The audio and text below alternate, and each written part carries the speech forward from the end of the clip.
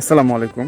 তো যেরকমটা বলছিলাম যে জীবনটা মূলত চলে জীবনের নিয়মে, জীবনের নিজস্ব সময় অনুযায়ী সেটা ঠিক আছে। তবে সেক্ষেত্রে আরেকটা বিষয় হচ্ছে যে আপনাকে আরও ভালোভাবে বুঝে নিতে হবে আপনি কি করতেছেন। হ্যাঁ, কাজ অনুযায়ী জীবনের সময়টা পরিবর্তন হতে পারে। সেক্ষেত্রে জীবনের বিভিন্ন চড়াই উতরাই থাকতেই পারে।